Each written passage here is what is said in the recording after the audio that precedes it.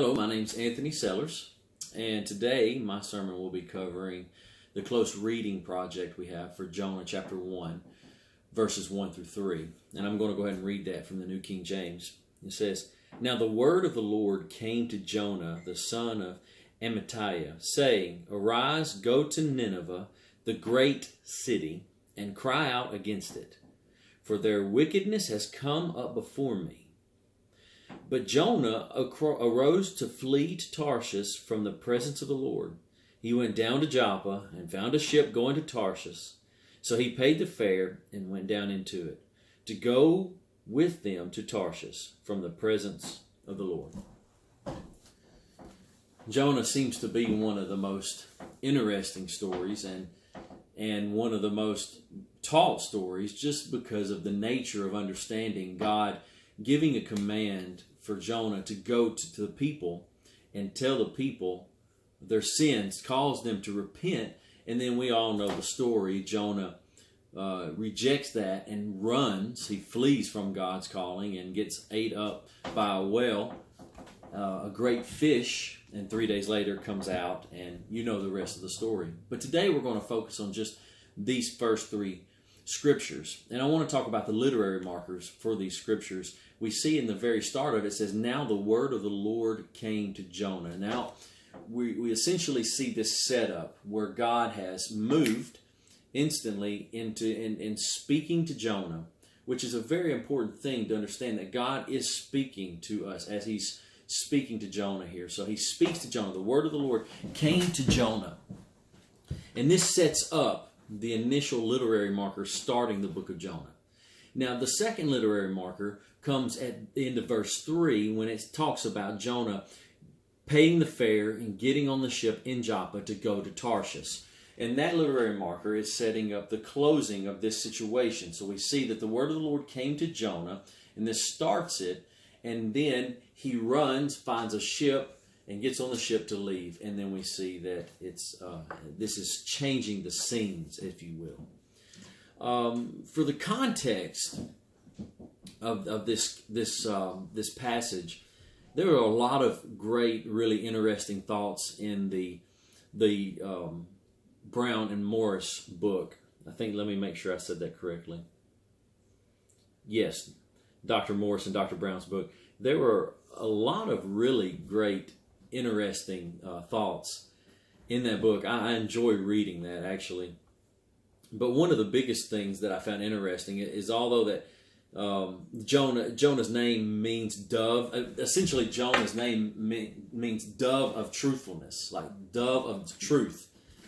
I don't know that it has much implication, which is noted in Dr. Brown and Dr. Morris's book. However, a dove maybe being a carrier, maybe a dove is a carrier of this truth. And maybe that was the implication of this, was that Jonah was going to be a carrier of the truth to the Ninevites. I don't know. I just thought that was interesting, just the thought of that. The next thing that I found interesting was that the context of the book, which was mentioned by Dr. Brown, Dr. Morris, is the mercy of God in contrast between what God wanted compared to what Jonah wanted.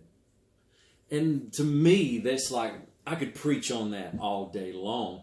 And what a complex but simple, powerful point. The contrast between what God wanted and what Jonah wanted. And we see what Jonah really wanted in his initial reactions and his initial response. And the third context that stood out to me was when Jonah was fleeing to Tarshish, because it was the reason he was going to Tarshish, because it literally was as far away as he could get. Like, Tarshish literally was like this mining village, and it was as far away as he could get from the Ninevites, as far away he could get from Israel, from God's people. And he even took, which I found interesting, which was mentioned in Dr. Morrison and Dr. Brown's book, that he even went to Joppa to get a boat from the Gentiles, because he just was trying to just escape for whatever reason. He was just trying to get away from all things God, to stop the process of the word of the Lord coming to him. But the thing was is that the word of the Lord came to him. So there really wasn't anything that he could do to stop that coming from him. And I think that that's a really, really important thought. Like, the word of the Lord came to him. It came to him. It didn't matter how far he ran or how far he flee or whatever, how many boats he bought and how many fares he paid. The word of the Lord came to Jonah. So he received that. So now that was a part of him. And man, I don't know, I find that very interesting that he was trying to get as far away as he could, but it was too late. The word of the Lord came to him. And so when we're looking at the original context, the original meaning for the readers, I think it really just maybe three simple thoughts is that God had a message to send to a great city of Gentiles. This has not happened before. This is something that's new, that God is sending this great message to this Gentile land. And it was a great large land. It was, whether political or a number, it was just a great city. And Jonah had his own reasons for it being fearful for him to go. And the reason that he would choose to disobey God and go the other way. But the point is that God had a message for this city. And that message is mercy. And also the message is sovereignty, that God's not only looking at his people, but he sees us all, which is very important. Very important.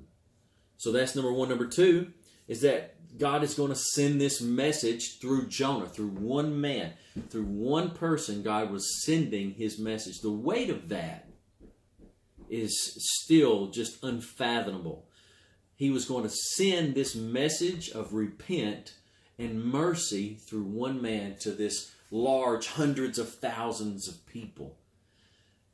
Maybe the pressure got to Jonah. I don't know. Maybe the thought of that. Who knows? But Jonah himself had the weight to carry this message to the hundreds of thousands of people of Nineveh.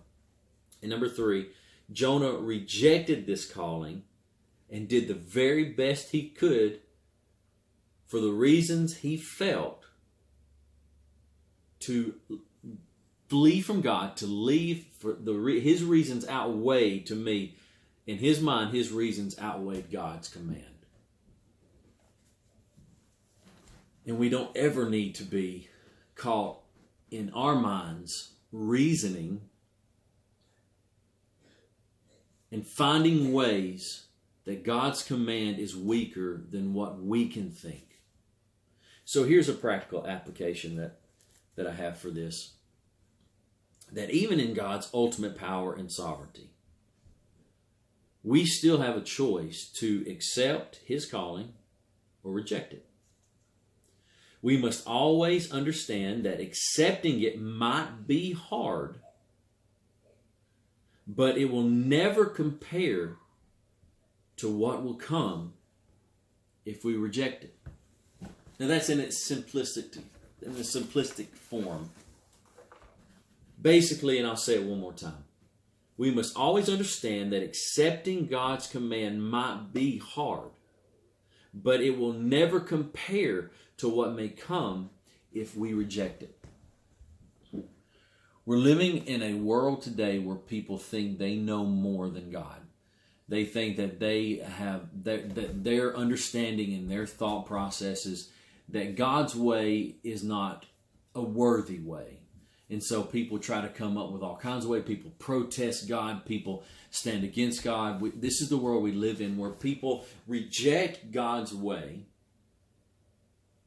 because their way is better. Only to find out, normally in a horrible mess, that God's way was never better. That if they had to stop and just surrender to his calling, surrender to what he said, that even though it might have been difficult in their minds, even though it might have been difficult in their eyes, that if he would surrender, that his way was the most pure way, his way was the way that would bring most reward and less effort than rejecting him, going on their own way and finding the consequences for that. So may we never go our own way, but always follow God's way in all things.